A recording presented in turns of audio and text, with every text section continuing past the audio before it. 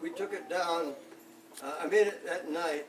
I came in on the night shift, and Chief Ward told me, "I've got a special job for you, Clay, and it's a rush job." And so he gave me this sketch. He said, and it has to hold 5 tons. It's a lot of weight. And so it was this thing that weighed like 10,000 pounds. The hoist, the hook, you know, onto the bar and lift it up, lift the whole bomb up. They had tried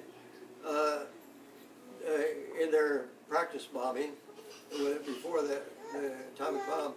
They had tried loading a dummy bomb just like it, just a dummy bomb, with a forklift. They got it up in there, dropped it off. Wow. And they said, "We don't want to do that with a real bomb." And when they got over there, 1 week before the bomb was to be dropped, they still didn't have a solution. So that was the solution. Gee, that's late.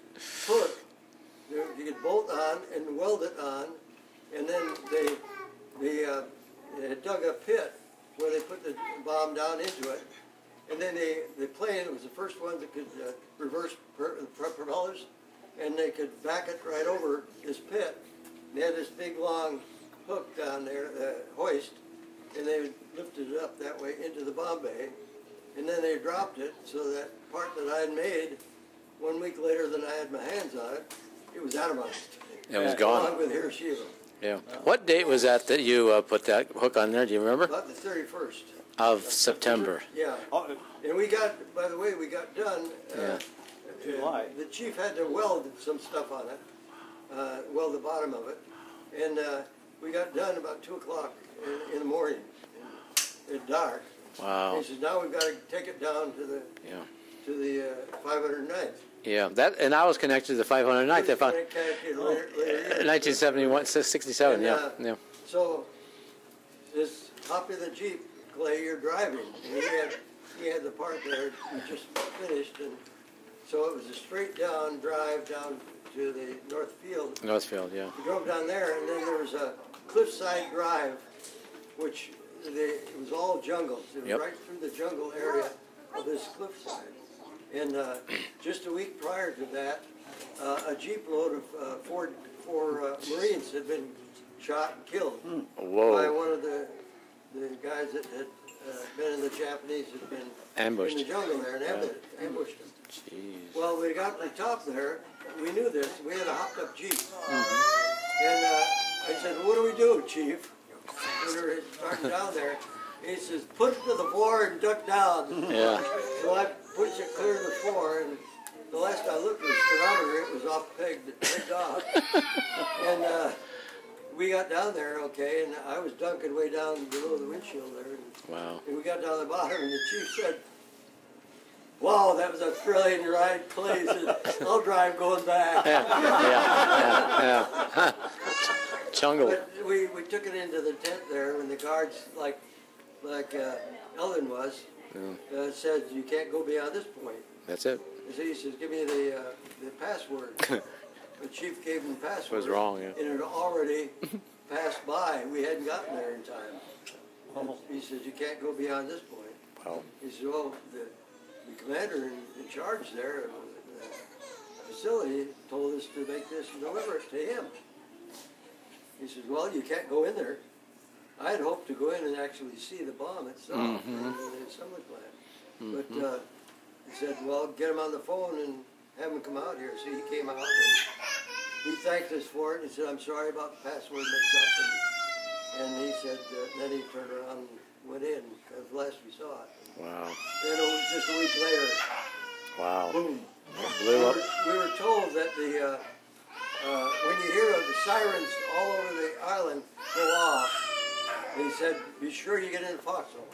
Whether or not you've ever been in a foxhole before, we were 5 miles from the takeoff point. Good blast. And they said, "Everyone will die if you're above ground." Oh, wow, At that point.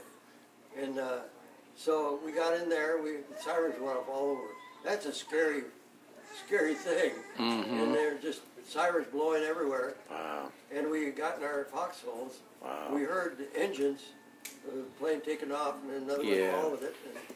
And then the all clear was sounded. And that was, next we heard about it, they had bombed Hiroshima. It's amazing, amazing. So that was my part of it. before I went to service, I'd worked for Dr. Beckman in a scientific laboratory as engineering machinist. And he was on the Manhattan Project. And he was working on the radar that would trigger it so that when it got to a certain altitude, radar trigger. it would trigger the explosion. It was to shoot the two pieces of uranium together. Wow. And so Dr. Beckman was making trips back east to MIT, I believe it was.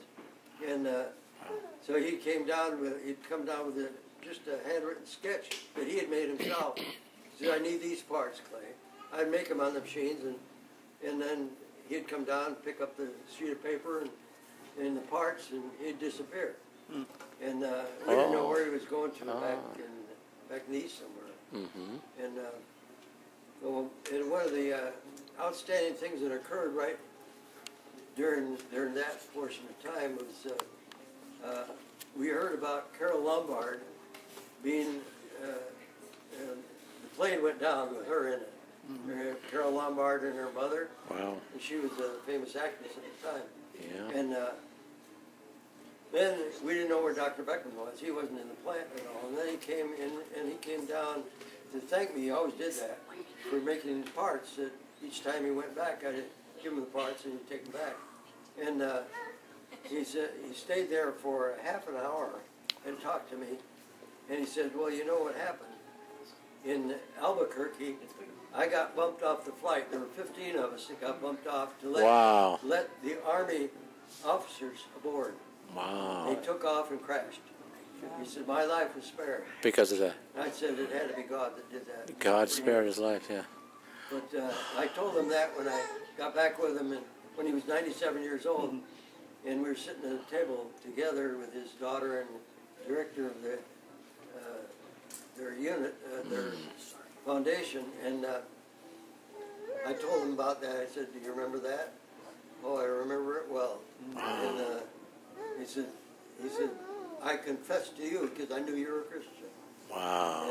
And he said, I just unloaded to you the things I wouldn't have said to anybody else. Wow. He wasn't a very open man that way, but then I got him for the last 7 years of his life till he died at 104. I saw him in the hospital. His daughter insisted I go to the hospital down in San Diego and Scripts.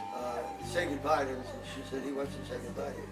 Wow. So I got down there, and it was a really emotional time. Amen. Wow. That was the last I saw him. My goodness. A few days later he died. But that was both the front end and the end of the Manhattan Project. Yeah, yeah. And it wasn't me. I just did what I was given to do. That's right. And it was the Lord working out things behind the scenes that I didn't. That you didn't even know. So are you saying the Lord sent the barge?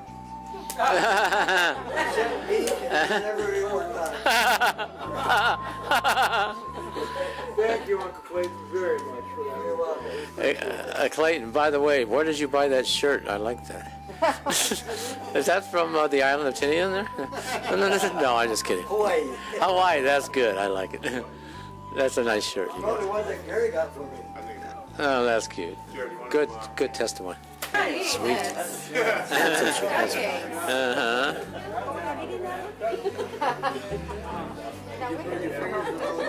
Petrified. Hey, what happened to your ponytails?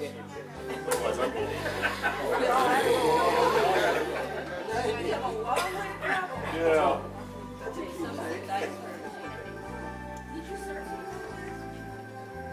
Yeah, with this. Well, it wasn't anything like today they do. But you caught a We wave. just rode on our bellies and Yeah, belly the board. waves would break over the reef, and then as they rolled in, Yeah, what is that CB emblem? It's got 6 legs, right? And each one has a tool in it. Oh, really? It's a bead. Uh-huh. With, I see. the emblem, the emblem itself, Yeah. CB. It's we build and we fight. We had machine guns. Oh, yeah. And we had wrenches to hold. We do the whole thing that way. We went in on the invasion of the islands. We went in with the Marines. And when they invaded, Hey, to then we built the you. wrenches. Happy birthday to you.